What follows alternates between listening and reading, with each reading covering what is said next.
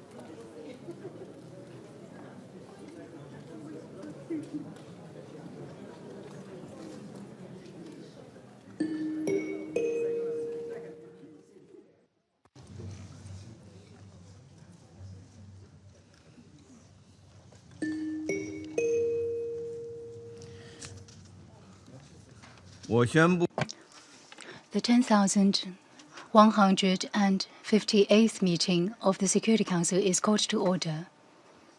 The provisional agenda for this meeting is Threats to International Peace and Security. The agenda is adopted. In accordance with Rule 37 of the Council's Provisional Rules of Procedure, I invite the representative of Ukraine to participate in this meeting. It is so decided. In accordance with Rule 39 of the Council's Provisional Rules of Procedure, I invite the following briefers to participate in this meeting. Ms. Adam Usunu, Director, Crisis Response Division, Office for the Coordination of Humanitarian Affairs. Ms. Vanessa Fraser, Special Representative of the Secretary-General for Children and Armed Conflict. And Mr. Ted Chaiban, Deputy Executive Director, United Nations Children's Fund. It is so decided. The Security Council will now begin its consideration of Item 2 of the agenda. I now give the floor to Ms. Adam Usunu. Mr. President, Excellencies, since we briefed this Council on Tuesday, more civilians have been killed. We are here because of reports of an attack on a college dormitory housing minors and students in Showbiz in the Luhansk region. This attack reportedly caused scores of civilian casualties, including children. The situation is still unfolding, and there is much we do not yet know. But what we do know is that the human cost of this war reveals a pattern that defies international humanitarian law. Civilians must be protected. Mr. President, the toll of this war on civilians is staggering, still rising. The statistics bear repeating. Since February of 2022, the United Nations has recorded nearly 16,000 civilians killed and more than 44,000 injured. The real numbers are most certainly much higher. Mr. President, on Tuesday, I briefed this Council on the toll of this armed conflict on humanitarian workers and their assets. It is deeply troubling that I must report more death and destruction. A ballistic missile struck a UNHCR contracted warehouse in Dnipro on the night of 19 to 20 May, killing 2 warehouse workers and destroying more than $1 million worth of aid, including blankets and hygiene kits intended for evacuees and people sheltering in collective sites. This is the 5th hit on humanitarian workers and assets in just 9 days. Excellencies, Mr. President, this must stop. The obligation to protect civilians and civilian objects, including humanitarian workers and their assets, is binding on all parties to this conflict. Directing attacks against civilians and indiscriminate attacks are strictly prohibited under international law. All feasible precautions must be taken to avoid and minimize civilian harm. These obligations do not change depending on the tactics and the weaponry, whether long-range missiles or the cheap short-range drones that are now killing more civilians than any other weapon in this war. Mr. President, protecting civilians also means allowing them to voluntarily leave to safer areas and ensuring they have the essential services to survive. I reiterate OCHA's willingness to work with all parties to support safe, voluntary, dignified evacuations and to ensure sustained humanitarian access to frontline communities on both sides of the line. Excellencies, Mr. President, my asks to this Council are not new. Please use your influence to ensure respect for international humanitarian law and that there is accountability when it is violated. Protect civilians, including children, wherever they are. Ensure rapid and unimpeded humanitarian access to civilians in need across all areas of Ukraine, including those under the control of the Russian Federation. This requires the active engagement of all parties. Civilians enduring these attacks need more than statements of concern. They need concrete action that protects them from death and injury and ensures humanitarian assistance continues to reach them wherever they are and when they need it most. I thank you. I thank Ms. Usunu for her briefing, and I'll give the floor to Ms. Vanessa Fraser. Thank you, Mr. President. I have been following with concern reports from the Luhansk region of Ukraine under temporary occupation by the Russian Federation that an attack overnight on a vocational school and its dormitory in the town of Showbiz has killed and injured several people, including children. Several individuals may still be trapped beneath the rubble. The United Nations does not have access to the area and is not in a position to confirm details of the reported attack. As we have heard earlier this week in this same room, more than 4 years since the Russian Federation's full-scale invasion of Ukraine, large-scale attacks continue daily in Ukraine, causing civilian and child casualties and damaging critical civilian infrastructure. Reported Ukrainian strikes inside the Russian Federation have also resulted in civilian casualties and damage to residential buildings and other civilian objects. I strongly condemn all attacks against civilians and civilian infrastructure. As the Secretary-General has repeatedly underscored, such attacks are prohibited under international law and must end immediately. Civilians, children, humanitarian personnel, and civilian objects, including schools and hospitals, must never be targeted. The protection of children must remain paramount. Their homes, their classrooms, and their futures cannot be treated as collateral damage. I also urge all concerned parties to refrain from any actions to put children in harm's way and which would further escalate the already dangerous situation.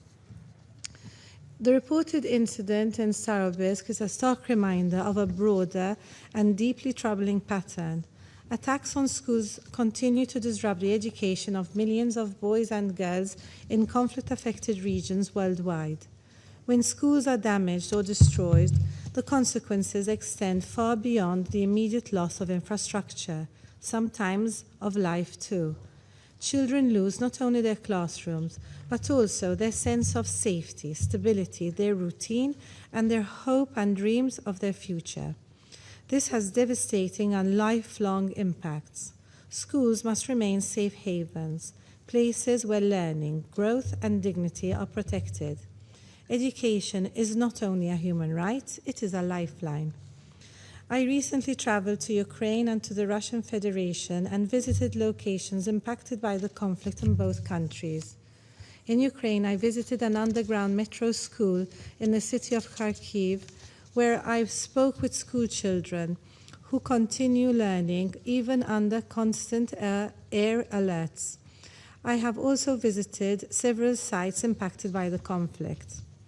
In Ukraine, the impact of the war on education is tragic, and children's access to education and other essential services has been disrupted on a massive scale.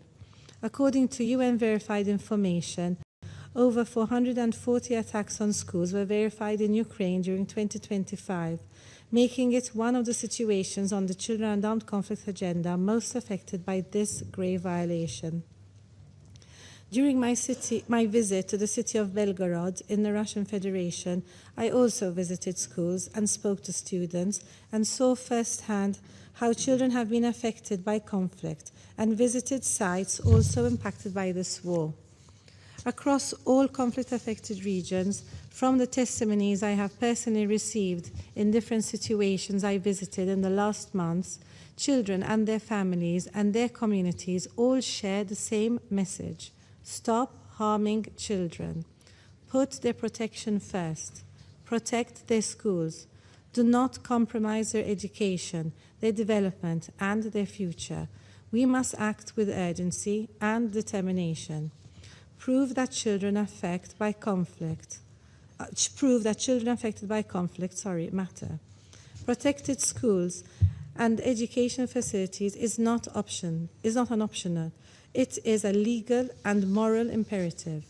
In conclusion, I reiterate the Secretary General's call for a full, immediate, and unconditional ceasefire as a step towards a just, lasting, and comprehensive peace in Ukraine, in line with the UN Charter, international law, and UN resolutions. Thank you. I thank Ms. Fraser for her briefing. I now give the floor to Mr. Ted Chaiban.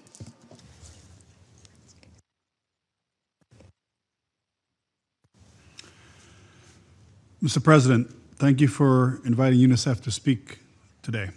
The need for this discussion could not be more urgent. The war in Ukraine continues to rage and devastate children's lives. According to reports, last night drone strikes hit a dormitory housing at least 86 adolescents aged 14 to 18 in the town of Starobilsk in the Luhansk region. The attack reportedly left 6 dead and dozens of others injured, including children. It is too early to know the full extent of the casualties, as we understand rescue operations are still unfolding. This is yet another example of children paying the price for a war that is not of their own making. According to verified UN data, more than 3,400 children have now been killed or injured since the escalation of the war in 2022. Furthermore, millions of children in Ukraine continue to be affected by the unrelenting hostilities, including by living under air raids with risk of aerial attacks, displacement, and heightened uncertainty and fear that nowhere is safe, even when they go to sleep at night. UNICEF reiterates the urgency for all parties to uphold international humanitarian law and ensure civilians, including children, are protected from attack. We remain concerned at the continued use of explosive weapons in populated areas with technology such as armed drones exposing children to much suffering and traumatic events. In addition, the essential services that children, adolescents, and young people rely on for their survival and well-being continue to come under attack, including homes, schools, health facilities, energy, and water and sanitation systems. We remain particularly concerned about attacks on schools and the devastating effect it is having on students, teachers, and learning. More than 1,780 educational facilities have been verified as damaged or destroyed since 2022. This impacts access to learning today and disrupts education for the years to come. During more than 4 years of war, children have also been forced to flee their homes on multiple occasions. More than a third of Ukraine's children, 2.6 million, remain displaced, including more than 791,000 children inside Ukraine and nearly 1.8 million children outside the country. According to a recent UNICEF survey, 1 in 3 adolescents aged 15 to 19 reported moving at least twice, citing safety as the most common reason for fleeing. Seeking better access to education and other social services was also noted as being a key driver of displacement. Mr. President, Your Excellencies, the constant fear of attacks, endless sheltering in basements, and isolation at home with limited social connections mean children and young people are exhausted. They need support to recover years of lost educational opportunities, lost social engagement, and to heal from unspeakable damage to their mental health and well-being. There has been an alarming increase in mental health challenges faced by children and adolescents in Ukraine. A UNICEF survey in 2025 revealed that almost 1/3 of teenagers report feeling so bad or hopeless that it stopped them from doing their usual activities, with girls particularly affected. I would like to close with 3 asks to this Council. Firstly, there needs to be renewed commitment to ensure parties to the conflict abide by their obligations to protect children in line with international humanitarian and human rights law. Children continue to be killed and injured by the use of explosive weapons in populated areas, and this needs to stop. Secondly, we would echo the call for safe, rapid, and unimpeded humanitarian access across Ukraine, including territory temporarily occupied by the Russian Federation. As a neutral and impartial humanitarian actor, UNICEF remains committed to providing humanitarian assistance and protection to all children in need. And lastly, we need the unanimous support of this Council and member states to use all of their leverage to facilitate a political dialogue that can help put an end to this war and provide hope for millions of children for a lasting peace. Thank you. 感谢。 I thank Mr. Chaiban for his briefing. And I'll give the floor to those council members who wish to make statements. I give the floor to the representative of the Russian Federation. Mr. President, on the 19th of May, at the request of Ukraine and its group of Western supporters, a meeting of the Security Council was held on Ukraine. During that meeting, the permanent representative Melnik, who enjoys flaunting his knowledge of Russian aphorisms and quotes, assured those present in the chamber that, I quote, "Unlike Russia, Ukrainians' armed forces never target civilians. We only destroy military assets in full compliance with international humanitarian law.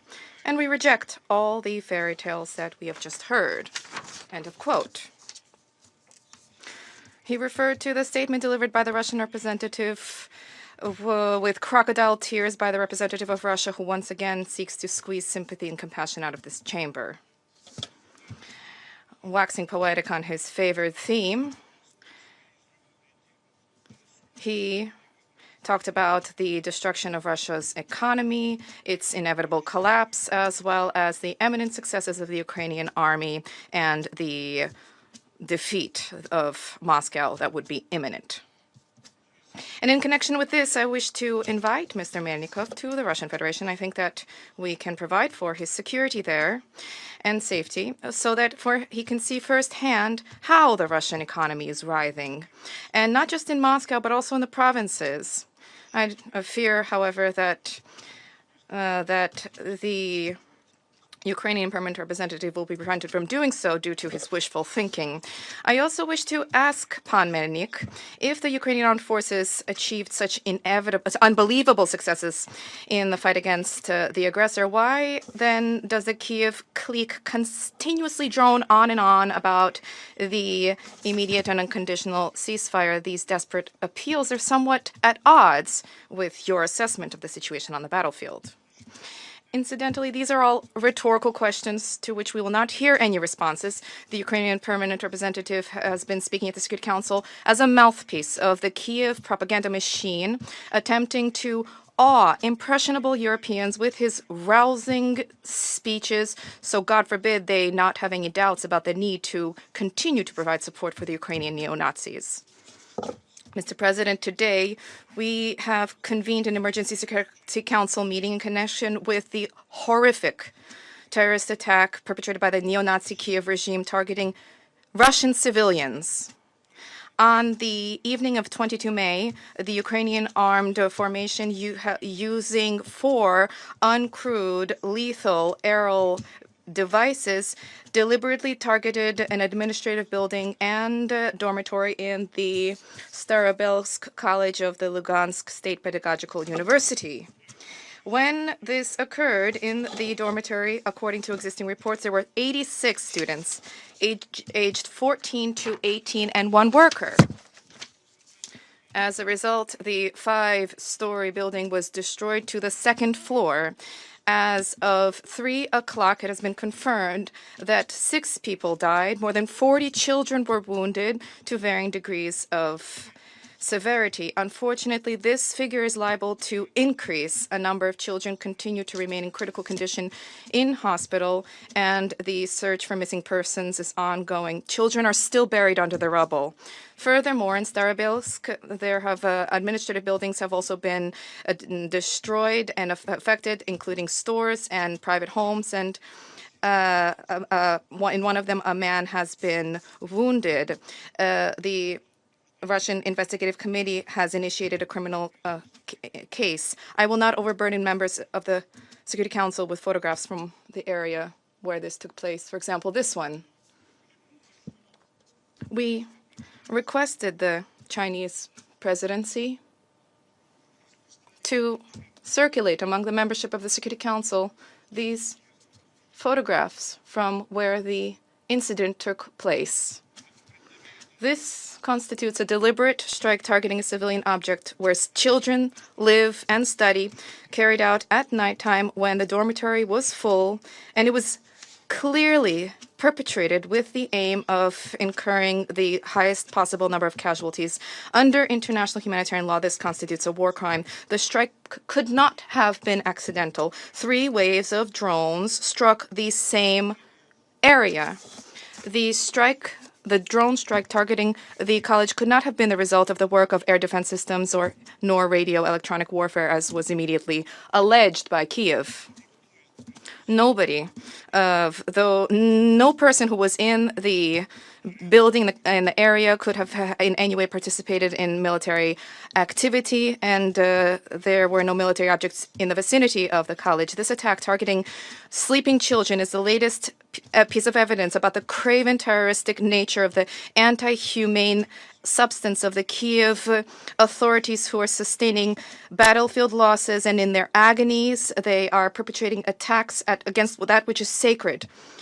And the West is turning a blind eye to these crimes. Furthermore, this clearly attests to the perfidiousness and the bad faith position of Kiev, who, with the egging on of Western sponsors, not only has no intention to embrace a peaceful resolution, but they are also openly sabotaging this. Such strikes using long-range weapons provided to the Kiev regime by NATO countries, including drones, are being carried out with technical assistance being provided by foreign specialists from well-known NATO states. We have credible information about Western capitals providing the Ukrainian armed forces with intelligence information and providing assistance in terms of targeting. Mr. President, today, yet again, we probably will hear a great deal of hypocritical comments to the, for example, about us not being here today had the Russian Federation not unleashed an aggressive war. Ladies and gentlemen, this is a blatant lie, the purpose of which is to deliberately, I underscore this, deliberately to mislead everybody seated in this chamber.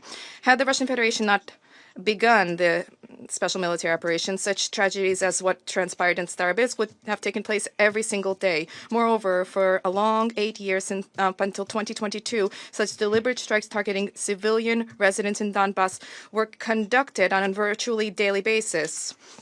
The media outlets, which are completely under the control of Western sponsors, were utterly disregarding and ignoring these countless instances of human casualties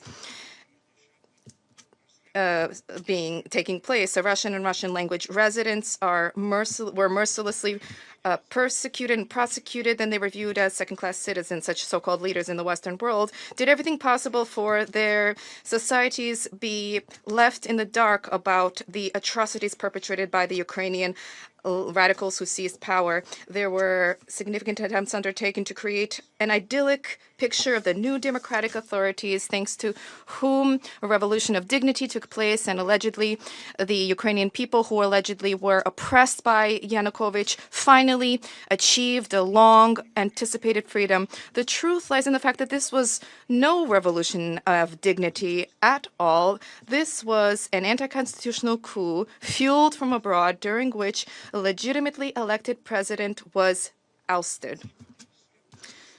When you will never hear from Western self-proclaimed beacons of democracy about the truth of what took place in Ukraine for all this time beginning in 2014 and what is continuing to take place to this date.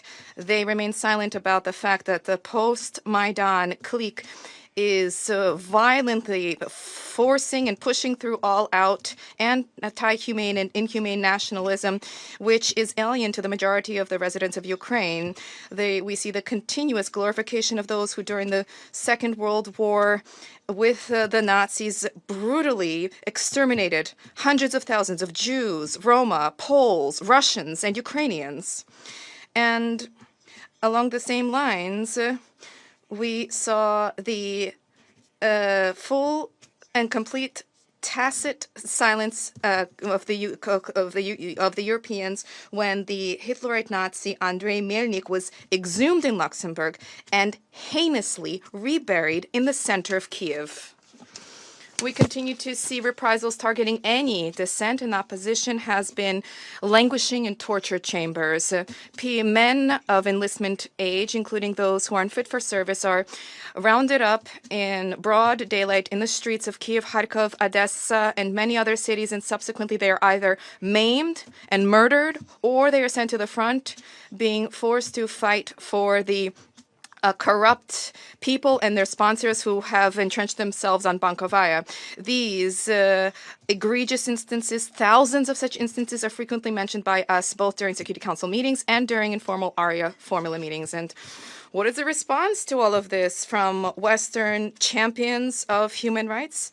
The response is very simple. They do not react. They continue to look at everything just a teeny tiny bit, and either they remain silent, which reflects approval, or they applaud, or they're terrorists under their control. Furthermore, they hypocritically deny their complicity in the Ukrainian crisis, and thereby fueling the neo-Nazi regime's crimes in Kiev. Mr. President, the Kiev neo-Nazi regime never ceased its attacks against civilians and civilian infrastructure in our country, using cruise missiles and long-range multi-rocket artillery of the Western countries. In Bankovaya, there are open cries of joy when women, children, and the elderly are killed, when there are strikes targeting residential homes and social facilities. In April alone, as a result of the criminal acts of the Ukrainian fighters, at least 100 civilians were killed, including 8 children. 667 people, including 34 minors, were injured. Over the past week, as a result of the continuous strikes and drone attacks by the Ukrainian Nazis, 234 civilians, Russian civilians, were affected. Of them, 203 were injured, including 18 children. 31 people were killed, including 2 children. The deaths of people is always a tragedy. And this is why we are all the more bewildered at the cynical nature of the comments delivered by certain European colleagues who clearly divide civilians into those whose murders they condemn and those whose extermination they ignore, or perfidiously call this legitimate, with references to Kiev's right to self-defense.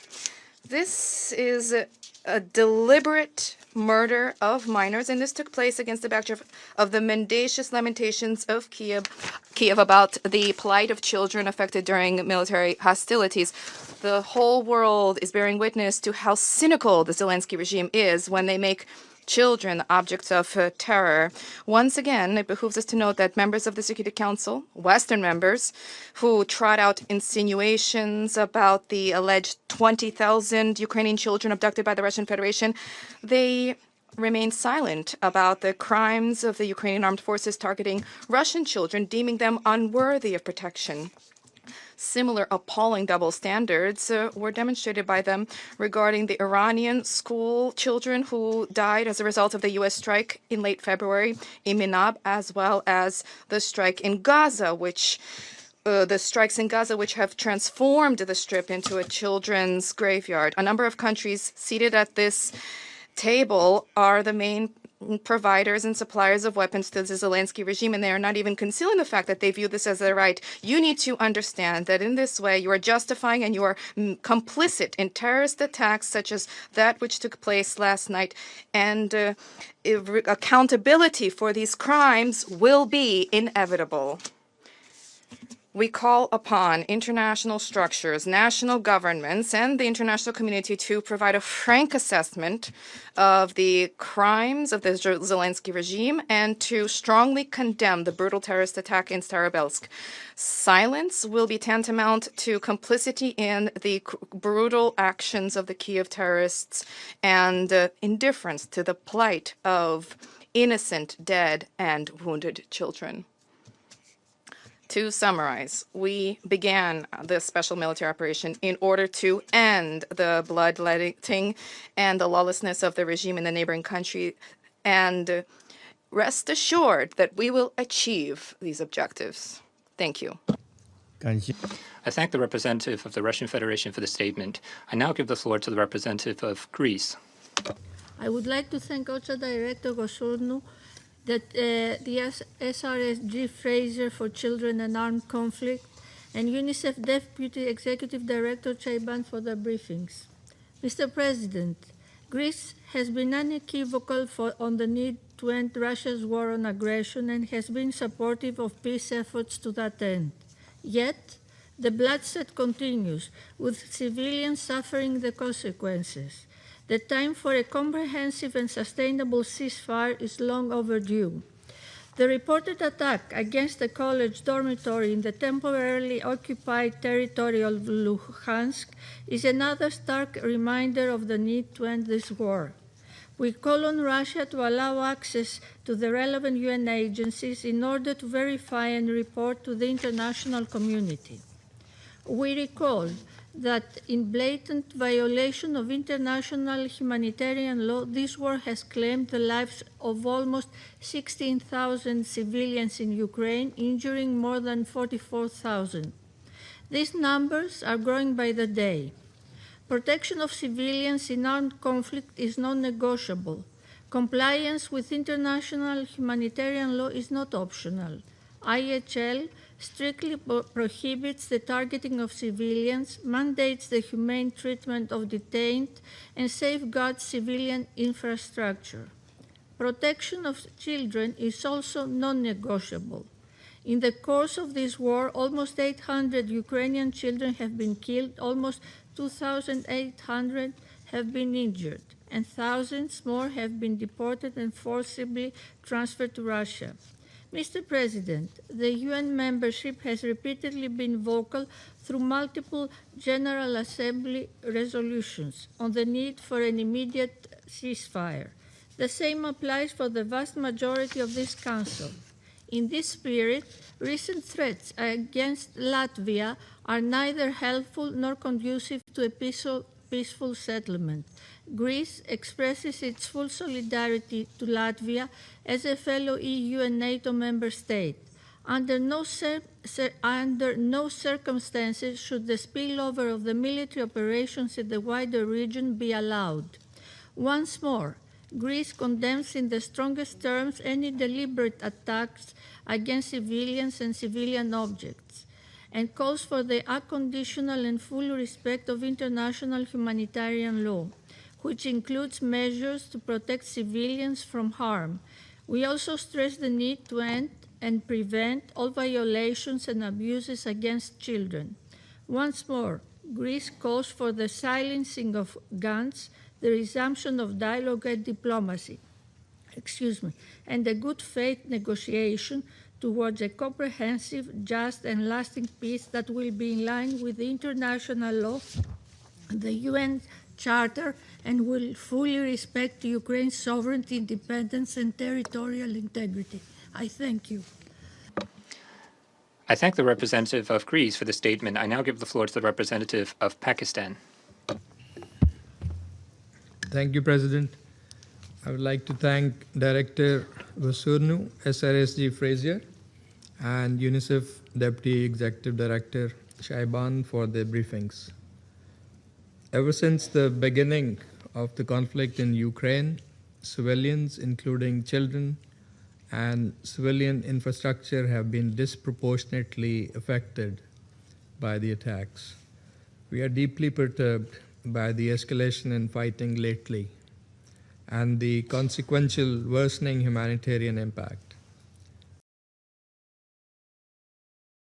As we have stated in the past, such actions further fuel the conflict, deepen distrust, and undermine any meaningful efforts for peace. Pakistan's principled position on matters related to international law, including international humanitarian law, has been clear and consistent.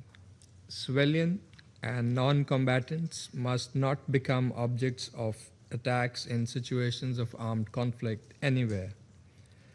And protecting civilians and civilian infrastructure is a fundamental legal obligation under IHL, which must be fully and consistently upheld by all parties and under all circumstances. President, what is earnestly required is to invest in concerted efforts to bring this protracted conflict to an early end. Military means cannot bring lasting peace. Only a resolute commitment to dialogue, a complete cessation of hostilities, and necessary political will can bring about enduring peace. From the outset, Pakistan has favored and advocated dialogue and diplomacy for peaceful settlement of this conflict. Bringing lasting peace would require commitment to the purposes and principles of the UN Charter and a focus on finding a mutually acceptable solution that corresponds to the legitimate security interests of all sides and the relevant multilateral agreements. In this context, we reiterate our hope that the parties would resume the US-facilitated dialogue process at the earliest. Pakistan will continue to support all efforts aimed at achieving a comprehensive, durable, and peaceful resolution of this conflict. Any further delay in reaching a mutually agreeable settlement will only add to the suffering and agony of the affected populations. A tragic outcome it would be, but that could be very well avoided if there is a ceasefire in place and if the parties were to return to the dialogue table. I thank you.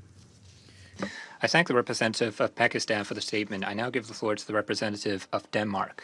Mr. President, and we thank Director Vosorno, SRSD Fraser, and Deputy Executive Director Shaiban for their briefings. Mr. President, it is difficult to comment on the alleged claims made in this chamber by the Russian Federation until they have been independently verified. Unlike in Ukraine, there is no free media in Russia and the occupied territories, nor unfettered access for credible, independent journalists or international humanitarian organizations. We note that the alleged incident happened in the temporarily occupied territory of Ukraine and thus call for an independent investigation. Access must be granted by Russia.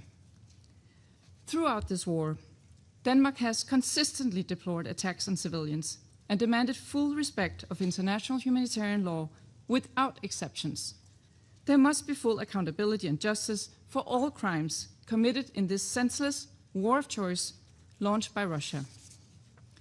In this respect, we note that Ukraine is a party to the Rome Statute and has been fully cooperating with the International Criminal Court's investigations into war crimes.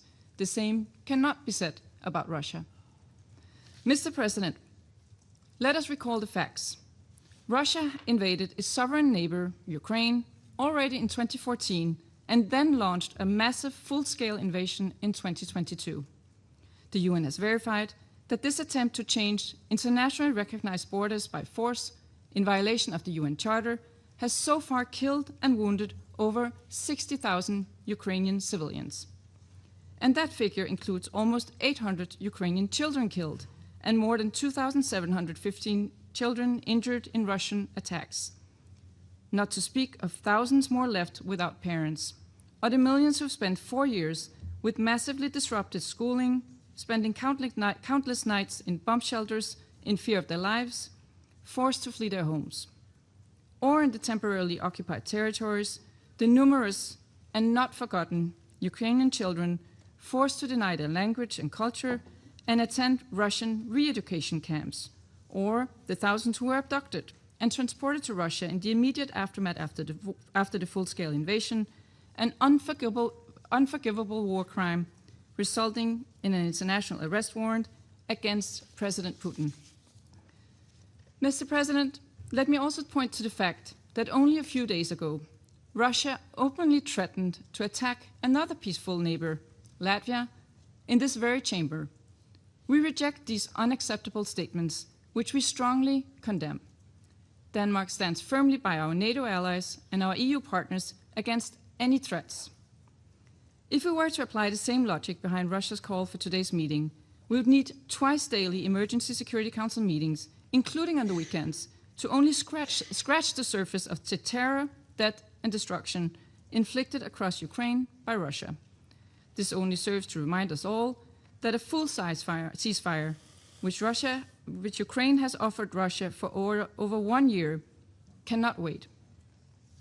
In conclusion, Mr. President, it is time for Russia's leaders to accept a ceasefire and finally engage in a serious, good faith peace talks directly with Ukraine and secure a just and lasting peace in line with the UN Charter. I thank you. I thank the representative of Denmark for the statement. I now give the floor to the representative of Bahrain.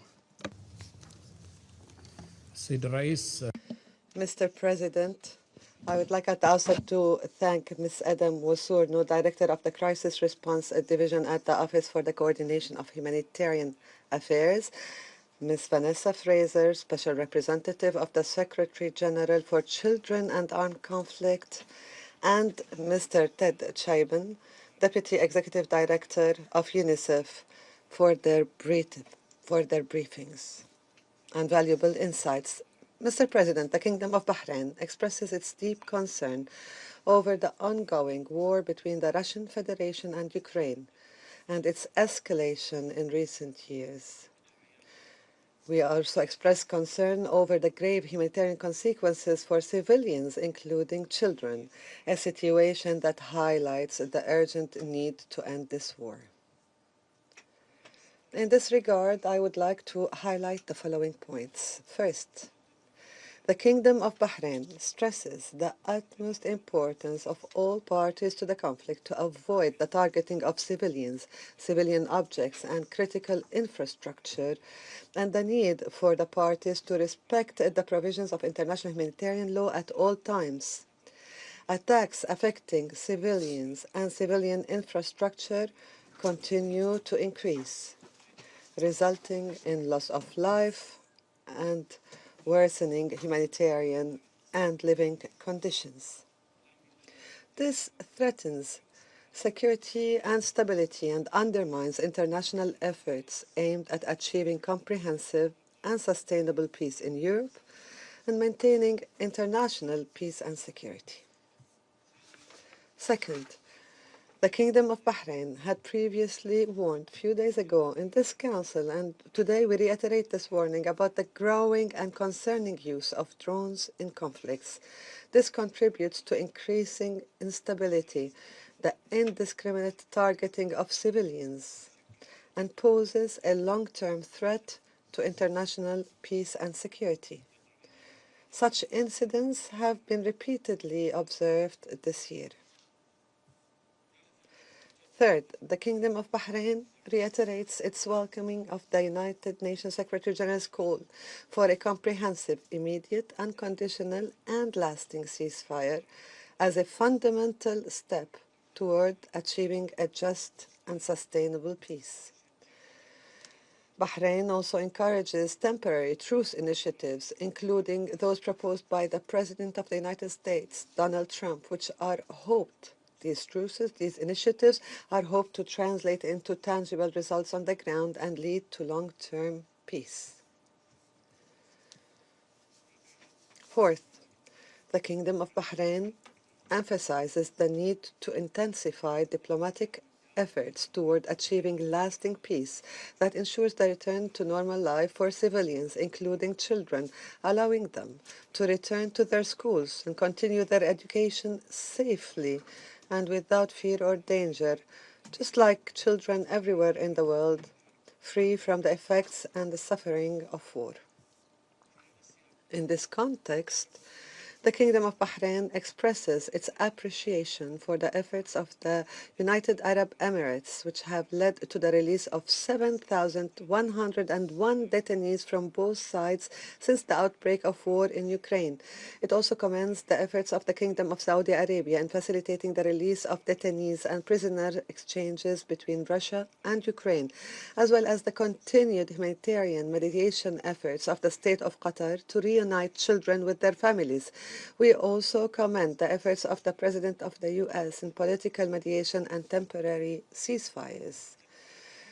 The Kingdom of Bahrain calls for the continuation of such positive and constructive humanitarian efforts which help support de-escalation, reduce tensions, and enhance opportunities for reaching a peaceful resolution to the Ukrainian crisis, as well as play an important role in building trust between the parties concerned.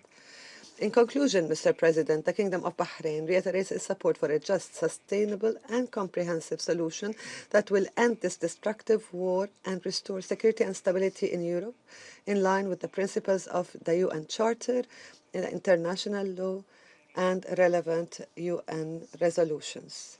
Thank you. 感谢。 I thank the representative of Bahrain for the statement. Now I give the floor to Liberia.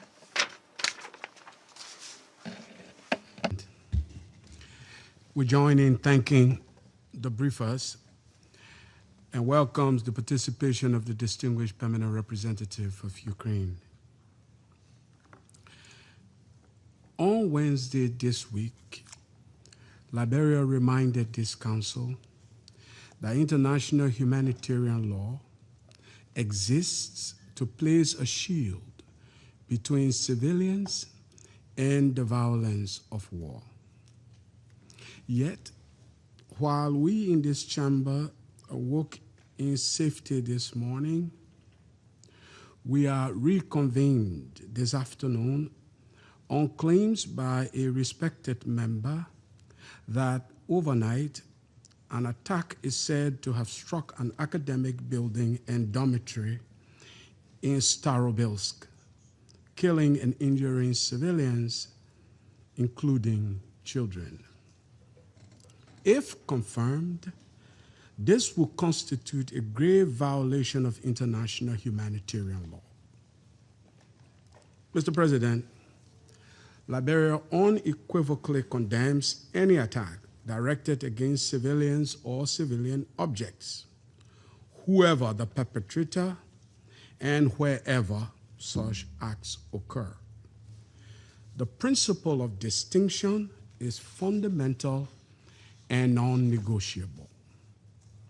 No asserted military advantage can justify the targeting of a dormitory where students are asleep.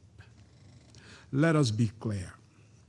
Schools are not battlefields, and children must never be targets.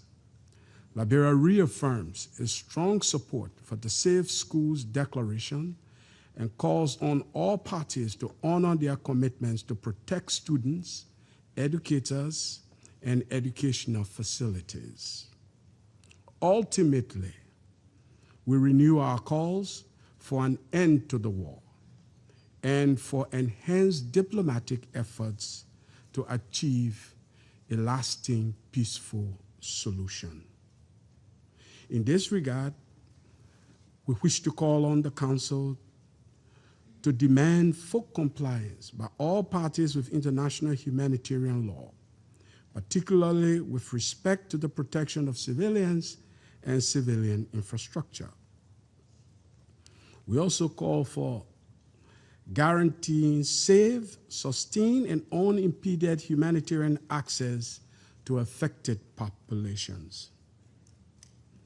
And we reaffirm with call on this Council to reaffirm with one clear and unified voice that attacks on schools and educational facilities are truly unacceptable and unjustifiable. Liberia urges this Council, Mr. President, to act not in service of competing narratives, but in defense of civilians, in preservation of international law, and above all, for the protection of children. At a minimum, we owe every child the basic assurance that the places where they learn and rest will never be overtaken by war. I thank you for your kind attention. 感谢。 I thank the representative of Liberia for the statement. Now I give the floor to the representative of France. Merci, Mr. Thank you, Mr. President. I wish to first and foremost thank Madam Edem Wasorno, Director, Crisis Response Division of the Office for the Coordination of Humanitarian Affairs, Madam Vanessa Frazier, Special Representative of the Secretary General for Children and Armed Conflict, and Mr. Ted Chaiban, Deputy Executive Director of UNICEF, for their briefings which shed light on reports which are as yet incomplete about the events which appear to have occurred in Lugansk Oblast on Ukrainian territory, which is occupied by the Russian Federation. I stress Ukrainian territory, which is illegally occupied by the Russian Federation. Russian authorities have asserted that at least 4 children were killed, 4 were wounded in a presumed strike by the Ukrainian army on the college in Starobilsk, Lugansk Oblast, in Ukrainian territory, which is illegally occupied by the Russian Federation. The deaths of innocent children are always unacceptable. Full light needs to be shed on what transpired in an independent manner. France has consistently called for respect for international humanitarian law. These principles, particularly those of distinction, precaution, and proportionality, must apply under all circumstances. Civilian populations must always be protected. The Russian Federation has been illegally occupying since 2014 part of Ukrainian territory, internationally recognized Ukrainian territory, and now 4 years ago, it has now been 4 years since the Russian Federation unleashed a war of aggression against Ukraine.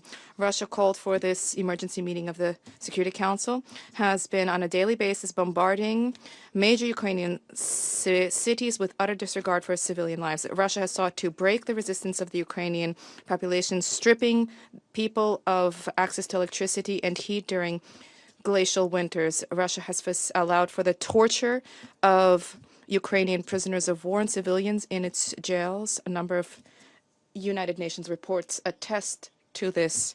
3 days ago, in this chamber, the Russian Federation threatened Latvia, a member of the Security Council, a member of the European Union, a member of NATO, threatened Latvia with carrying out strikes on its decision-making centers. France is wedded to our alliances. We affirm our solidarity and support with Latvia. We reject this escalation, which is both unacceptable and utterly reckless.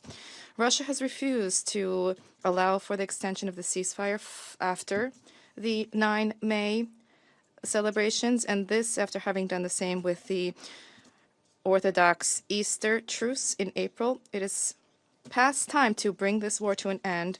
Russia must heed the message that was addressed to it by the Secretary General of the United Nations and the overwhelming majority of member states, message about the need for an immediate, comprehensive, and unconditional ceasefire. France calls for de-escalation. We stand ready to contribute to this alongside our partners, and we will continue resolutely to support the legitimate resistance of Ukraine, which is fighting for its independence, its territorial integrity, and its sovereignty. Thank you. 感谢法国代表的发言。下面我请巴拿马代表发言。Gracias, señor presidente. Thank you, Mr. President. We thank the Presidency of the Security Council for having agreed with the due urgency to the request to address in this meeting the events that supposedly took place. At the same time, we would like to thank Ms. Vanessa Fraser, Special Representative of the Secretary General for Children and Armed Conflict, Ms. Edem Wasonu, Director of the Crisis Response Division at OCHA, and Mr. Ted Chaiban, the Deputy Executive Director of the United Nations Children's Fund, for the information that they have provided us with, and which is particularly important, above all in view of the scarce available evidence relating to the incident that brings us here today. We recognize the presence of the representative of Ukraine, who honors us with his presence. Barely 2 days ago, this council held an open debate on the protection of civilians and civilian infrastructure in armed conflict. During that debate, many, if not all of us, expressed particular concern over the harm that conflicts cause to children. On that occasion, our delegation warned that while this council deliberates, at each and every meeting, 14 civilians lose their lives in armed conflicts, according to data from the United Nations.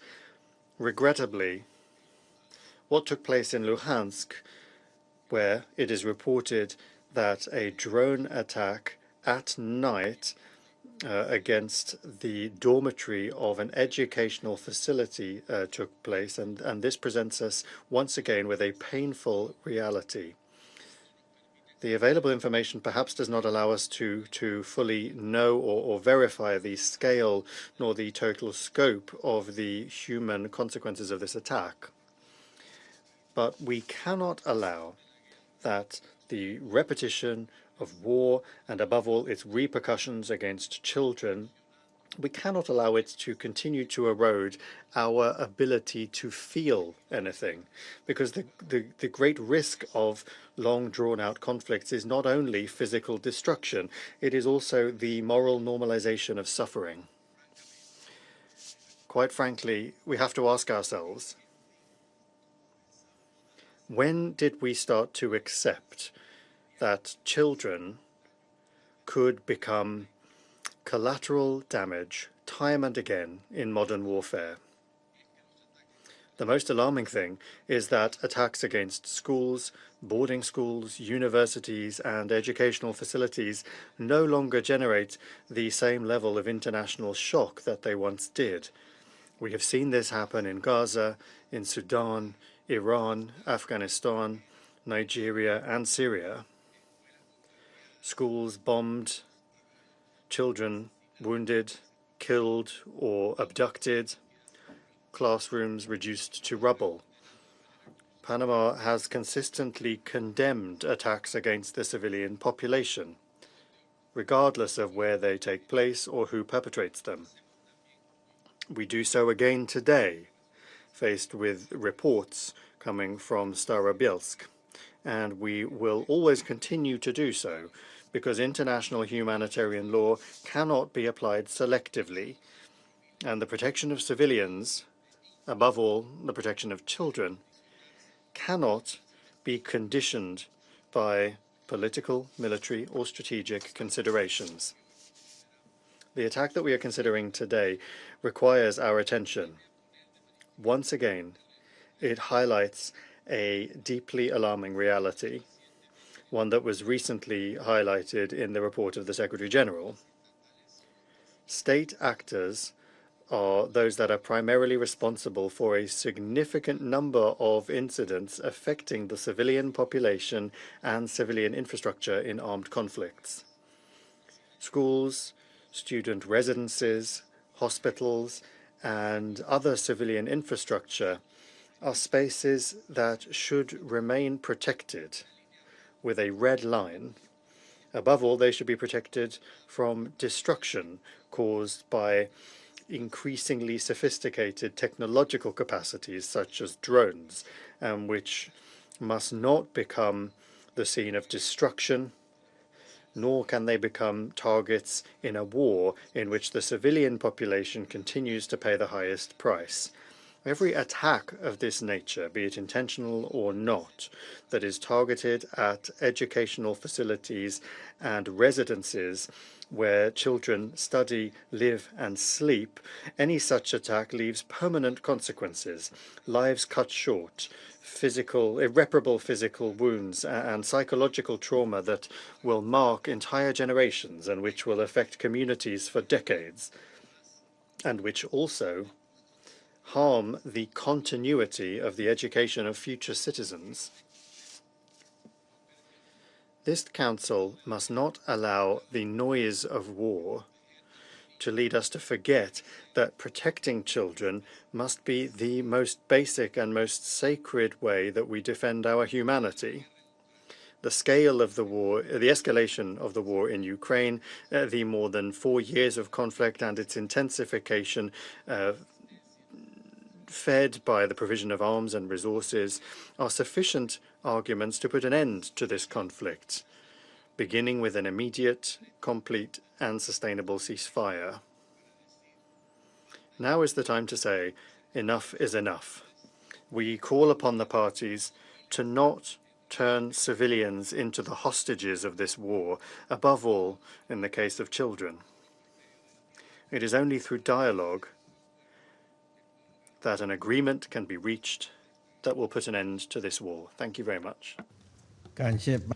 I thank the representative of Panama for the statement. Now I give the floor to the representative of Latvia. Thank you, Mr. President. First, I thank OCHA Director Vosornu, SRSG Frazier, and Deputy Executive Director Shayban for their factual briefings. The war Russia started affects every inch of Ukrainian territory, from Lviv to occupied Donetsk and Luhansk, from Chernihiv to occupied Crimea. The UN can verify casualties and violations of international humanitarian law only in territories controlled by Ukraine, because the government of Ukraine provides full and unimpeded access. Russia denies any access to temporarily occupied territories. Hence, Russia operates only with its own claims, without verification and without independent media. Disinformation and lies are a well-worn tactic from the Kremlin's playbook, designed to advance Russia's imperialistic aspirations and threaten countries. Russia has been fabricating pretexts, stalling for time, deliberately undermining any genuine peace efforts. Latvia will only engage in facts, not allegations. Facts speak for themselves.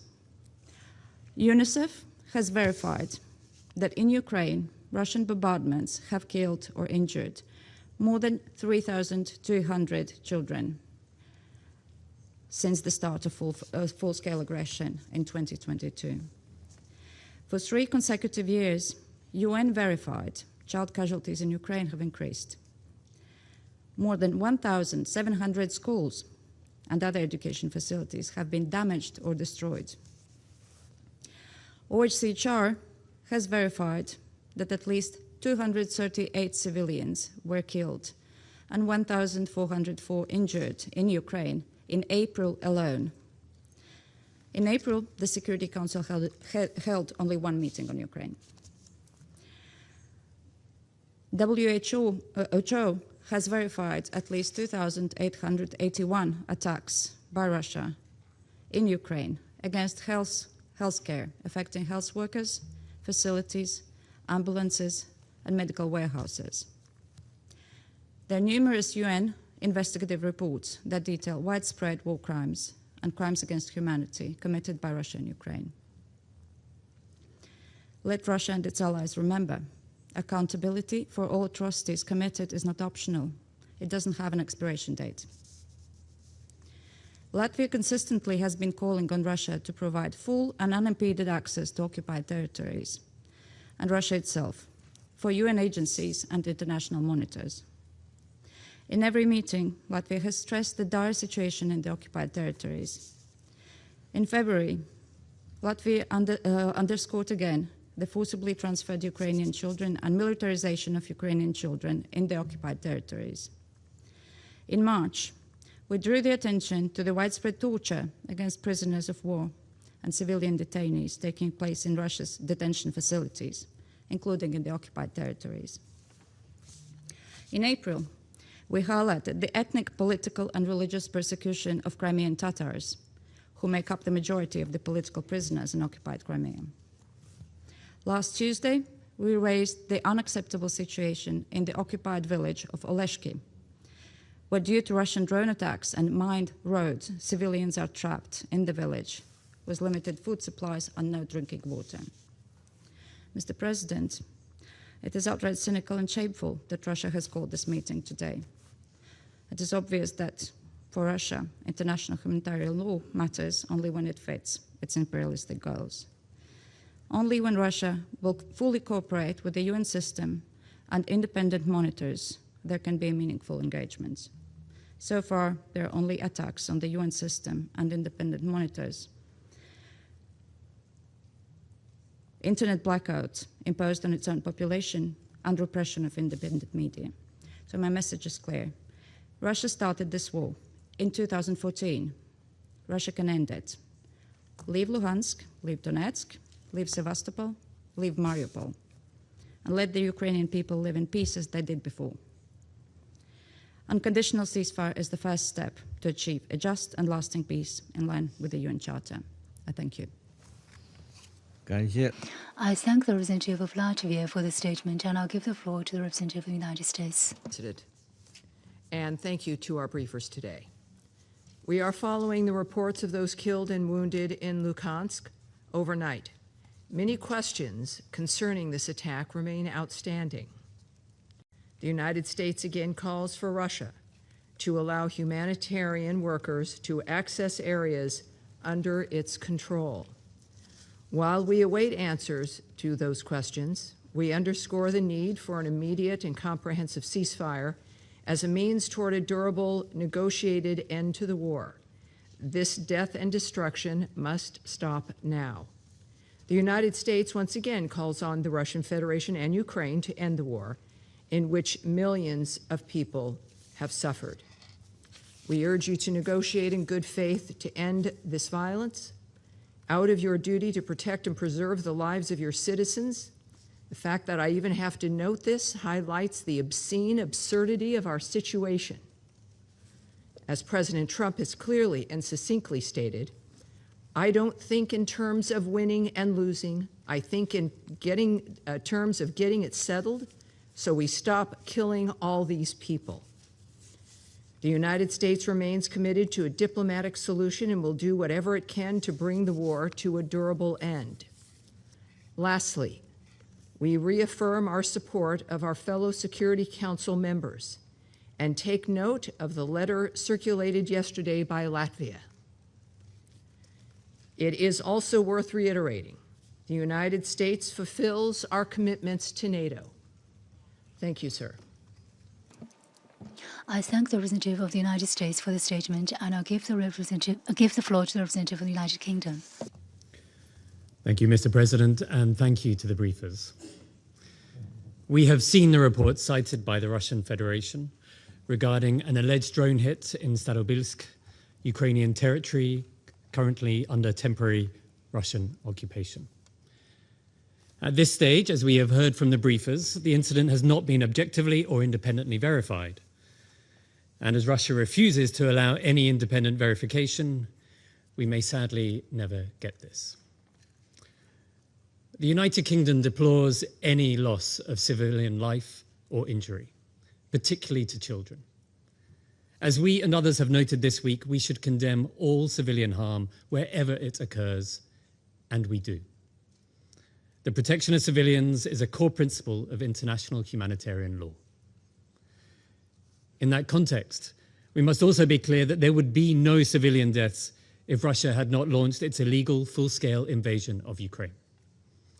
As a direct result, Ukraine is subjected to daily sustained bombardment. Since Russia has brought us here today to focus on civilian casualties, let's do that. Today is the 22nd day of this month.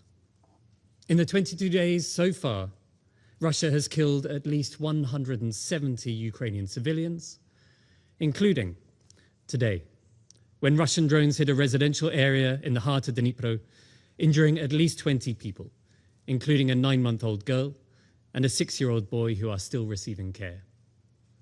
Yesterday, when a Russian daytime attack hit 8 residential buildings, with the attacks injuring at least 19 people, including 3 children. And the day before that, when Russia launched attacks hitting residential buildings, killing at least 8 people and injuring 52 others across the country.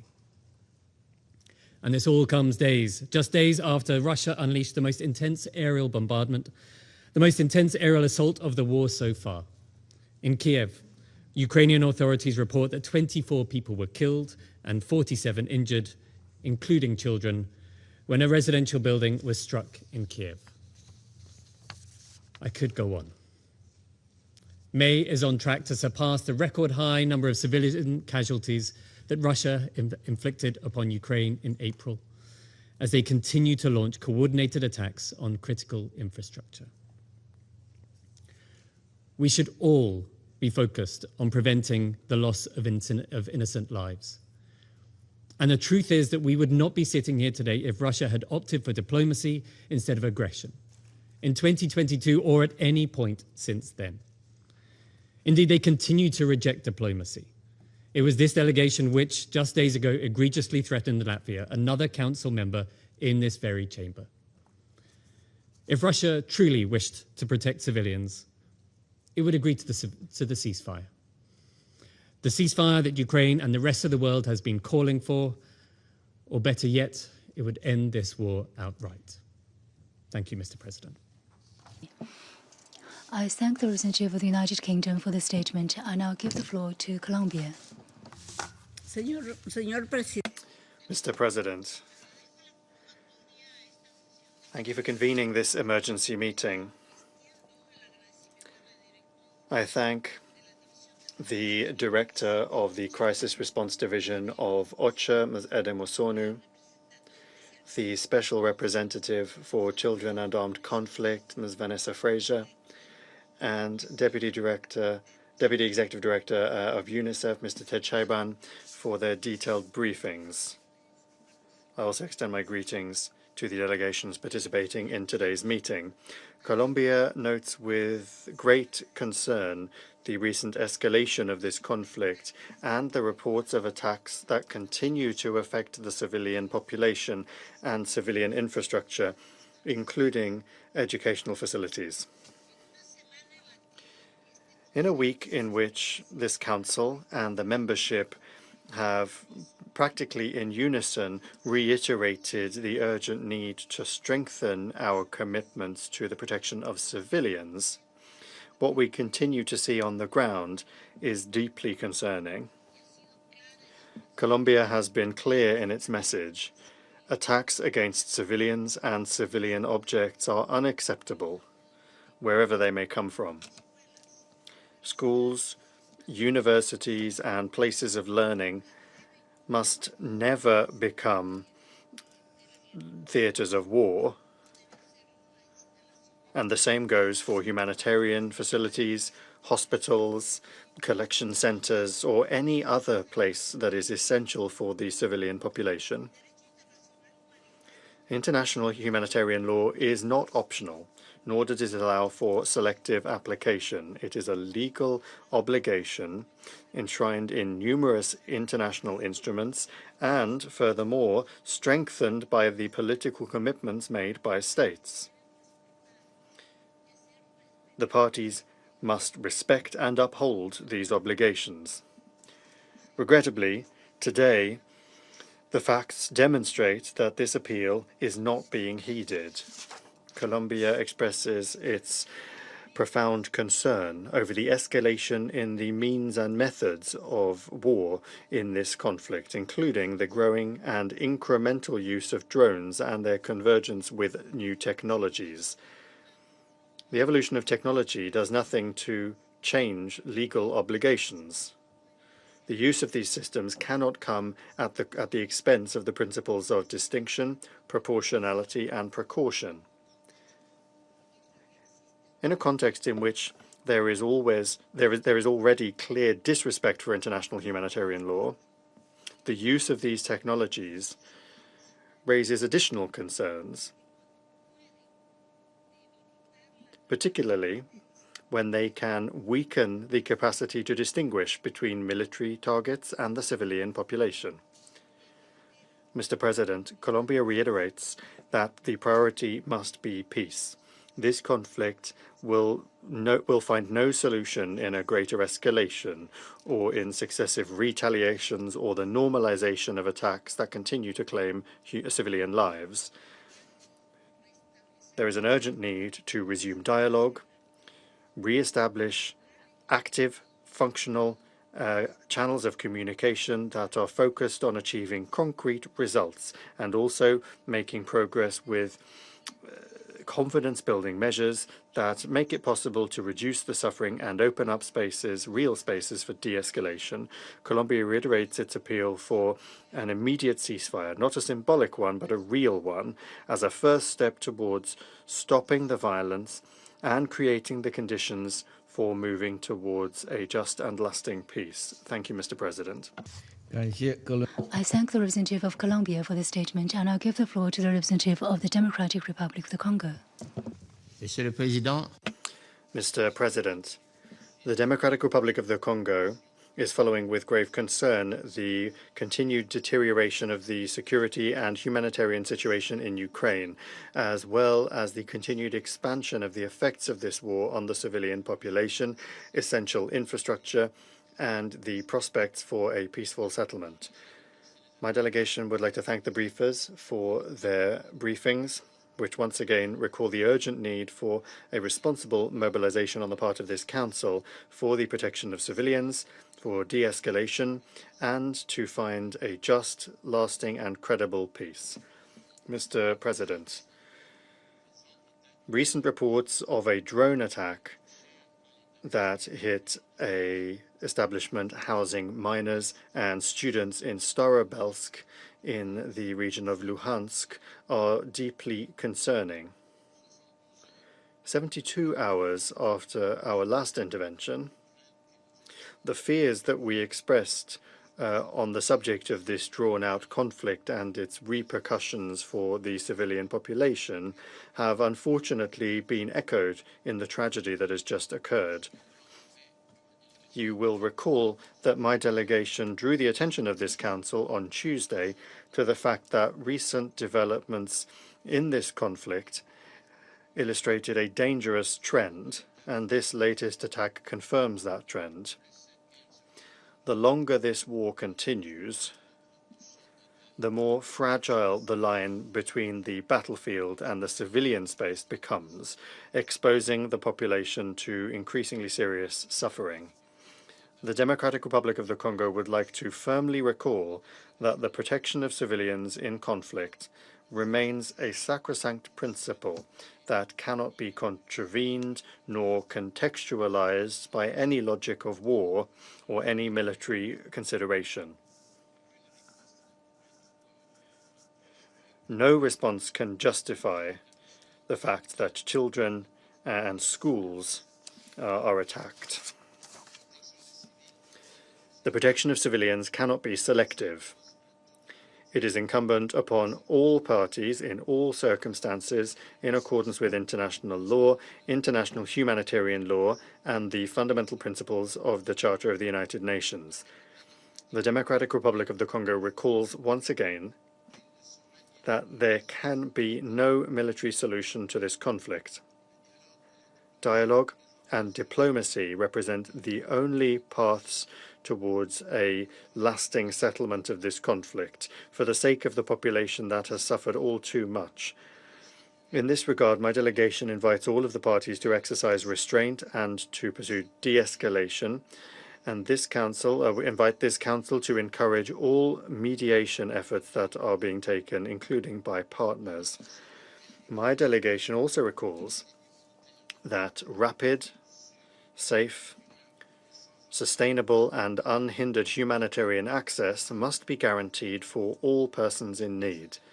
Humanitarian personnel, medical workers, rescue workers, and infrastructure and relief and rescue infrastructure must be protected in all circumstances. The Democratic Republic of the Congo, in this regard, encourages all initiatives that could reduce tensions, preserve the channels of communication between the parties, and steadily rebuild trust. The recent prisoner exchanges demonstrate that dialogue remains possible, even in a context of profound confrontation. Mr. President, faced with the suffering of the civilian population, our collective responsibility cannot be one of indifference, of polarization, or of resignation. It must be that of restraint, of responsibility, and of the sincere pursuit of peace. The Democratic Republic of the Congo therefore calls upon the parties to set aside the logic of confrontation, to strictly comply with their international obligations, to spare the civilian population, and to, with determination, prioritize the path of diplomacy, dialogue, and mediation.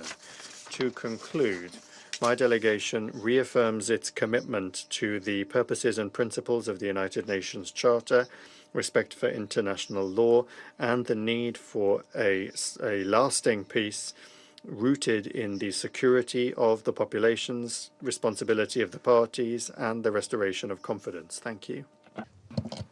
I thank the representative of the DRC for the statement, and I'll give the floor to the representative of Somalia.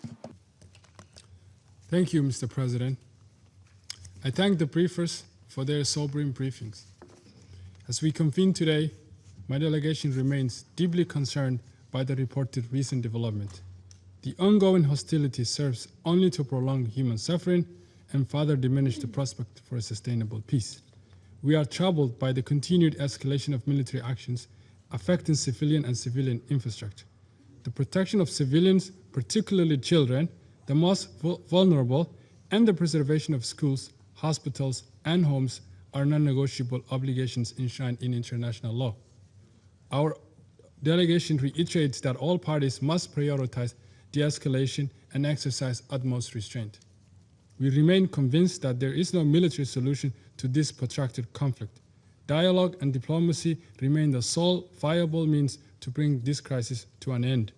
In this regard, we urge the resumption of the international diplomatic initiatives, in particular the trilateral talks involving the United States, Ukraine, and the Russian Federation. These engagements continue to represent vital steps toward a comprehensive ceasefire, and we hope they will lay the ground for a constructive path to peace.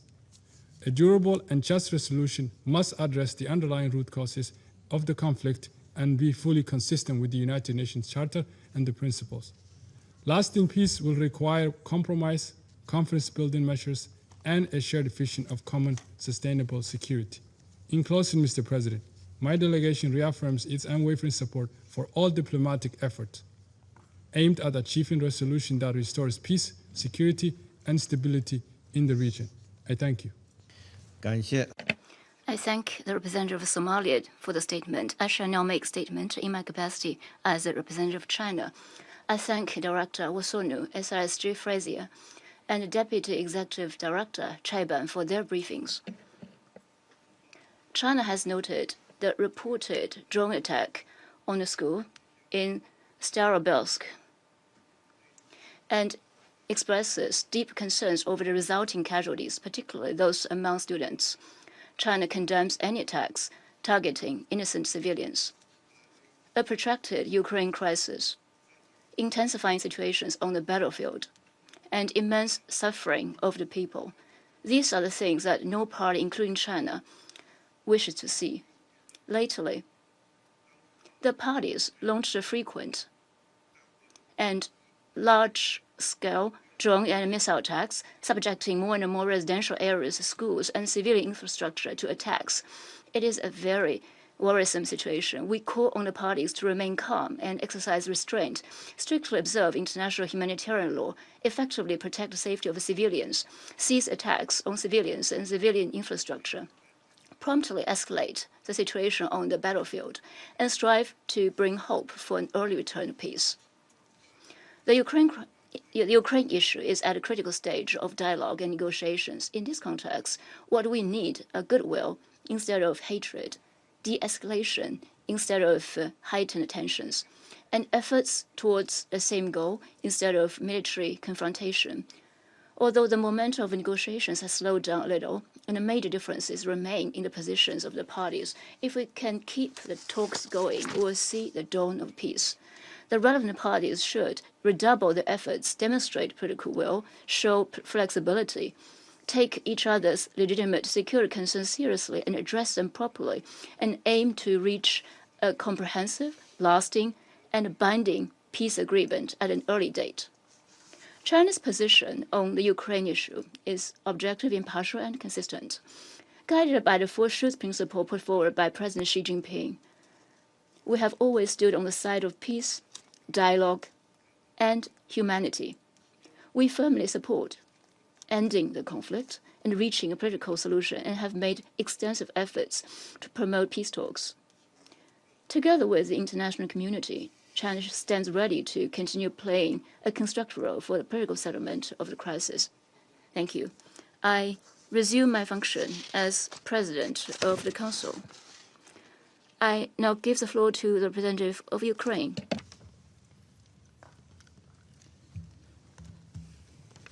Mr. President, distinguished members of this Council, before I proceed with my statement, I want to react to the invitation of Mr. Nebenzia.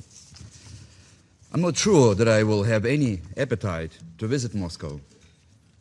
Even when Russia is defeated, even when and after Putin's regime has collapsed, even after Russia has paid war reparations, even when the next government in Russia were to beg on its knees for an apology, even after all the Russian war criminals will be sentenced, there will be no reconciliation between Ukraine and Russia for decades, maybe for centuries.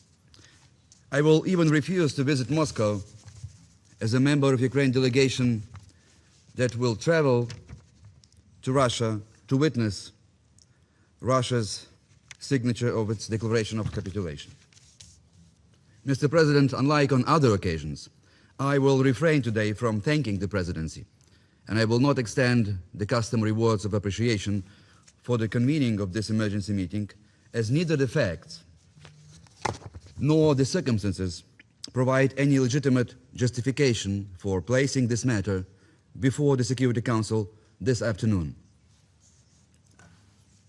What we have been witnessing over recent months, both at the previous meetings of this Council and today, is a shameless attempt by the Russian Federation to turn reality upside down and to present itself here as a victim. This recurring exercise in political theater staged by Russia in this chamber is not only entirely predictable, but also profoundly disrespectful to the members of this Council. The rationale behind this shameless performance, orchestrated once again by the Russian delegation in this distinguished hall, is as self-evident as the contempt it demonstrates towards its Council. The Ukrainian delegation wishes to express its profound concern that Russia, having appropriated the permanent seat of the former Soviet Union at the Security Council, under legally questionable and dubious circumstances, continues to exploit this unmerited privilege with growing cynicism and complete disregard for this Council.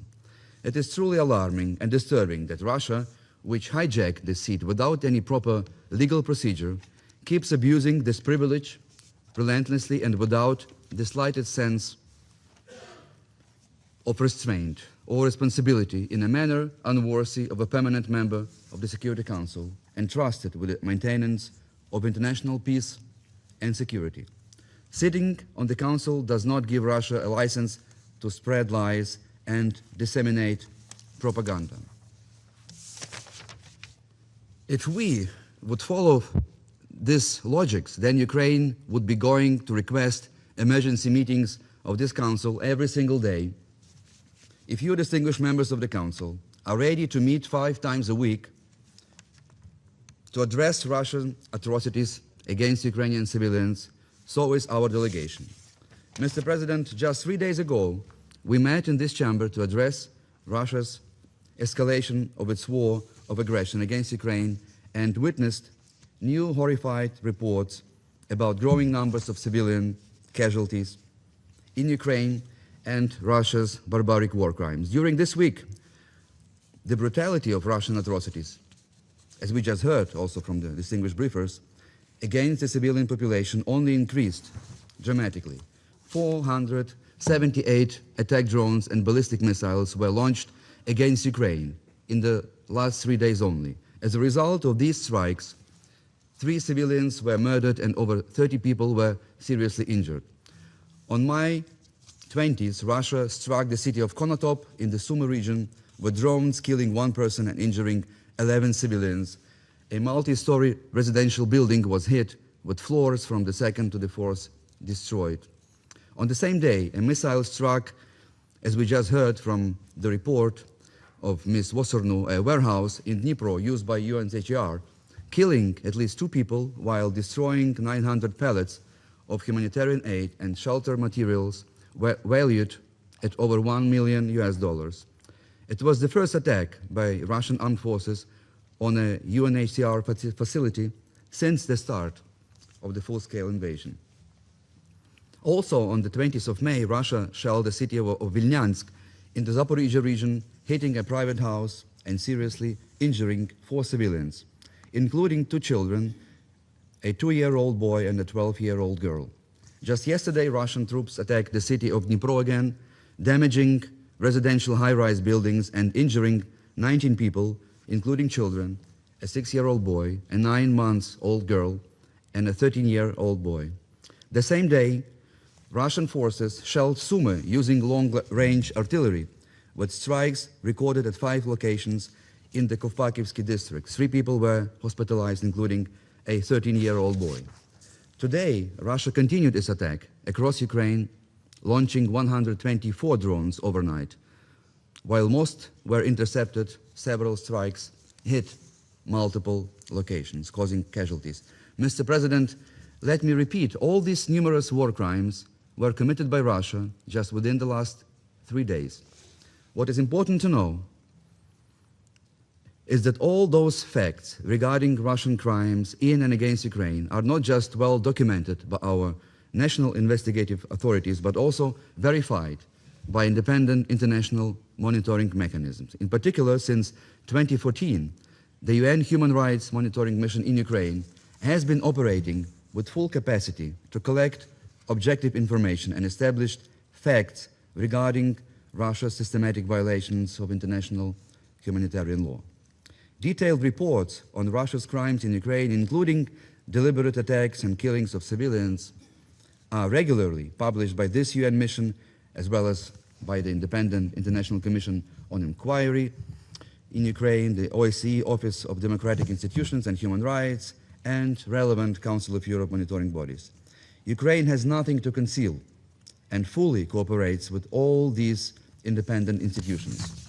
Mr. President, and now let us turn to the absurd accusations of the Russian representative regarding an alleged incident in Starobilsk that we just heard today. Russia has consistently denied, and we just heard this, they denied access to the temporary occupied territories of Ukraine since 2014 for all international monitoring mechanisms. There is no independent verification of all these baseless claims, as once again was confirmed by our distinguished briefers. So everything we hear today about Starobilsk is a pure propaganda show, nothing else. Such false accusations belong to a textbook disinformation campaign from Moscow designed to deflect from its own war crimes and manipulate international public opinion.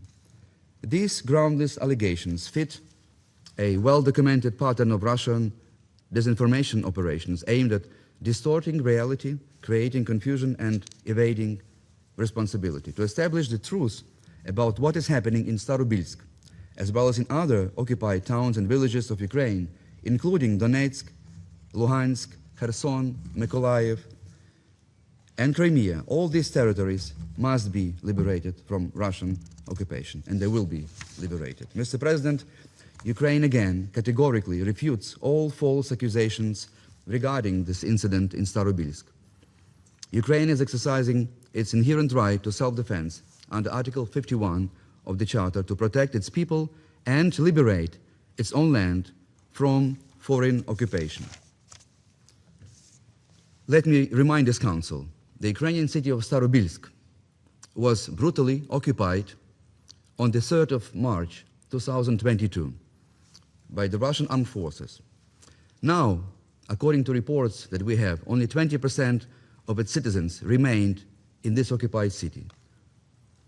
And the truth is that the Russian army has been using civilian facilities like drone operations unit who have been hunting civilians in Ukraine like a human safari since then, all the time.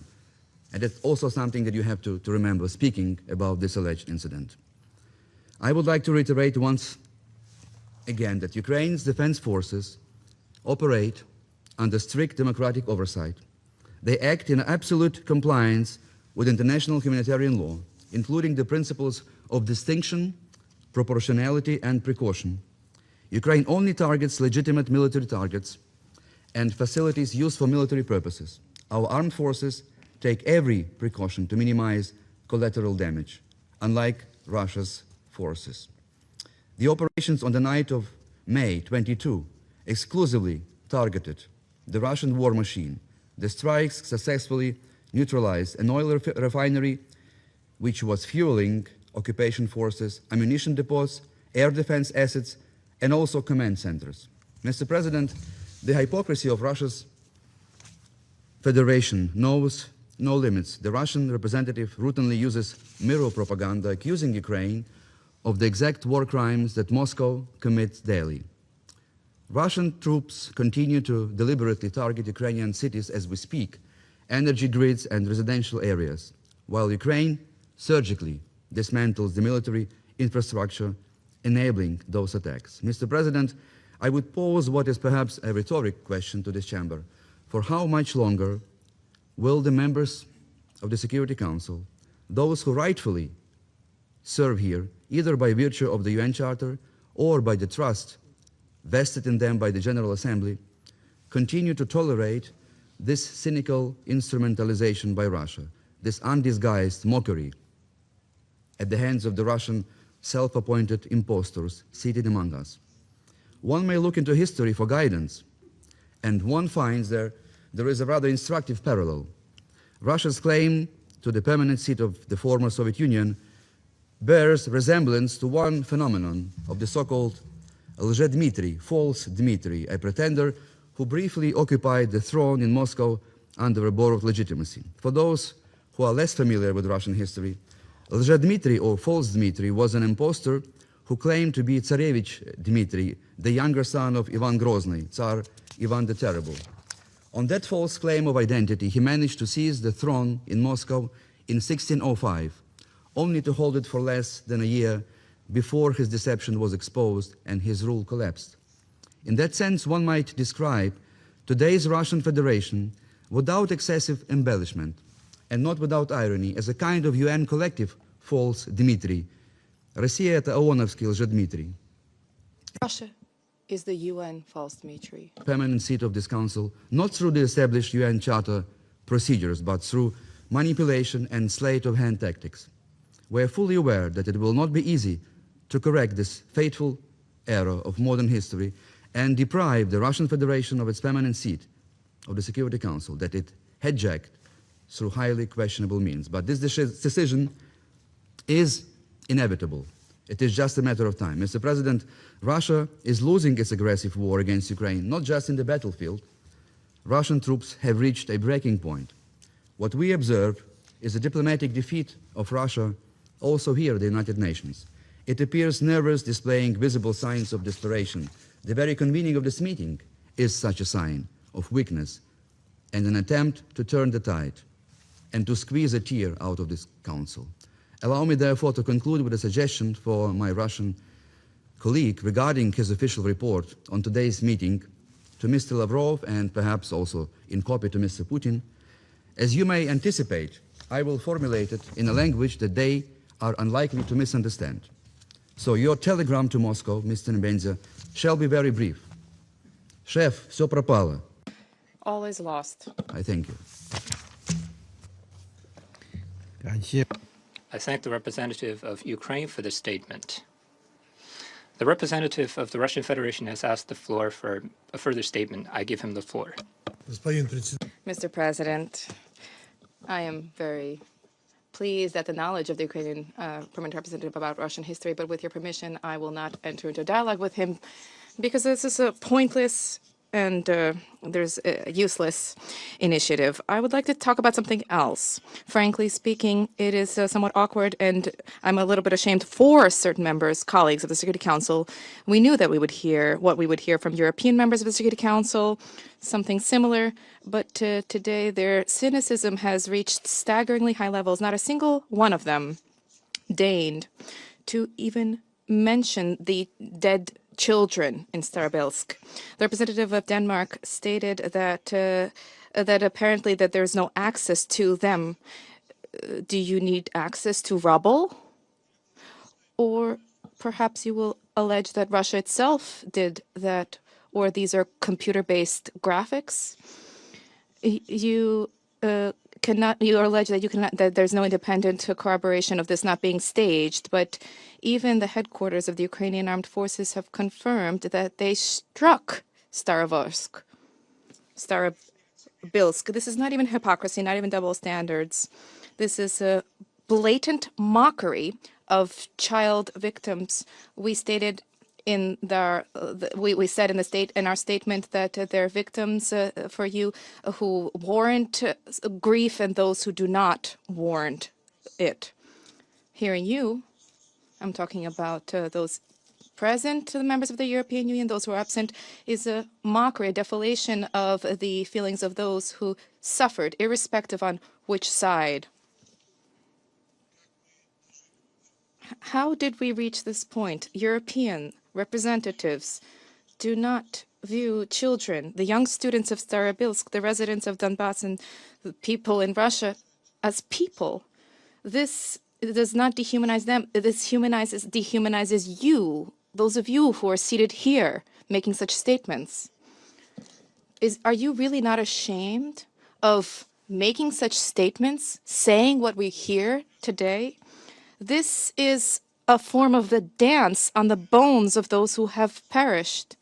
This is disgusting to me. I would have genuinely been sorry for you had it not been for your vile cynicism and mockery of the memory of the dead. Thank you.